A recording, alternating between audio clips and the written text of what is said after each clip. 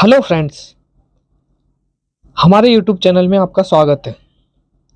दोस्तों, आज का एक बेहतरीन सेशन लेकर आए हैं पीएम श्री स्कीम्स। यह हमारे प्रधानमंत्री नरेंद्र मोदी ने चलाई है।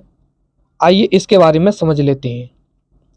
उससे पहले paper number GS 2 governments policy and interventions. आइए समझ लेते हैं ये स्कीम क्या है और इससे मिलने वाले फ़ायदे के बारे में देख लेते हैं। चलो, वीडियो से बढ़ने से पहले आपसे निवेदन है, हमारे यूट्यूब चैनल को ज़्यादा से ज़्यादा सब्सक्राइब करें और अपने दोस्तों में ज़्यादा से ज़्यादा शेयर करें। चलो स्टार्ट करते हैं वीडियो। दोस्तों, वाई इन द न्यूज़, ये न्यूज़ में क्यों है पीएम श्री, इसके बारे में समझ लेते हैं।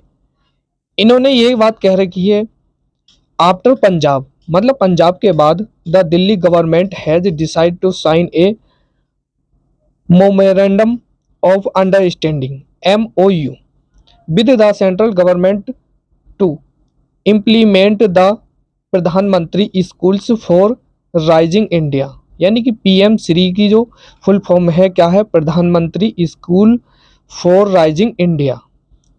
आइए समझ लेते हैं what is the PM Shri schemes.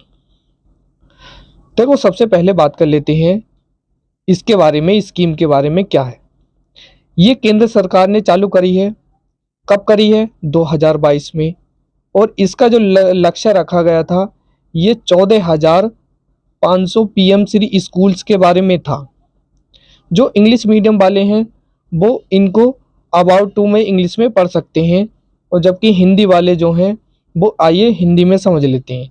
यानी कि पीएम श्री योजना एक क्या है, केंद्र प्रायोजित एक पहल है। क्या है? एक योजना है जो कब चलाई गई थी? तो ये चलाई गई थी 2022 में।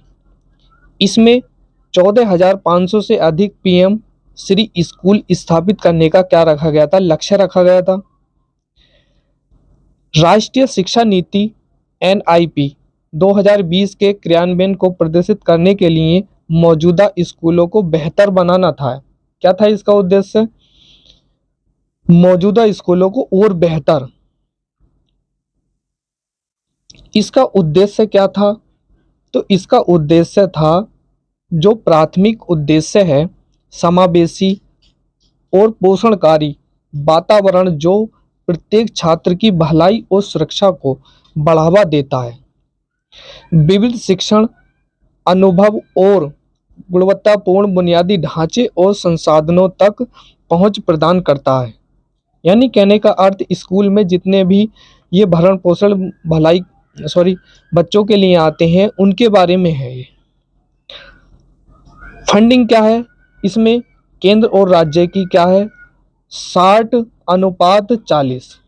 इसका जो अनुपात दे रखा है कितना, ये आने वाले एग्जामों में भी पूछ सकता है कि पीएम श्री योजना में केंद्र और राज्य की भागीदारी कितनी है। तो केंद्र की कितनी है? 60%, और जबकि राज्यों की कितनी है? 40% है।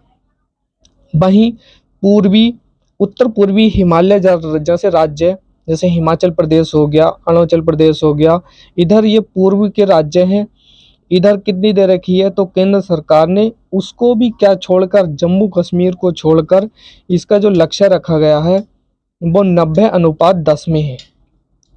जबकि विधानमंडल के बिना केंद्र शासित प्रदेशों के लिए किया है 100% केंद्रीय वित्त पोषण है। ये राज्य को शिक्षा मंत्रालय के साथ एक समझौता ज्ञापन किया, जिसे MOU पर हस्ताक्षर करके अपनी भागीदारी को क्या करा, इन्होंने पुष्टि दे दी है। वहीं योजना की जो अवधि है वो कितनी है, समझ लेते हैं।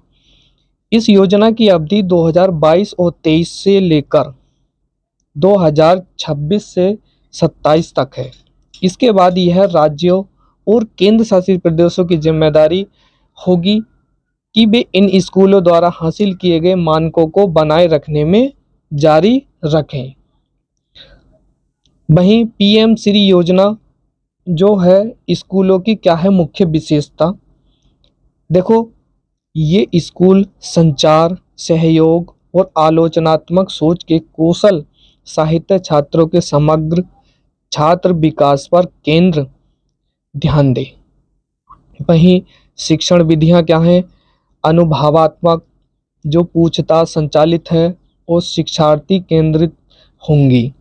वहीं स्कूल में आधुनिक प्रयोगशालाएं, पुस्तकालय बनेंगी, कला कक्ष होंगे और जल संरक्षण पर ध्यान दिया जाएगा और अपशिष्ट पुनर्चक्रण जैसी हरित पहल को बढ़ावा दिया जाएगा।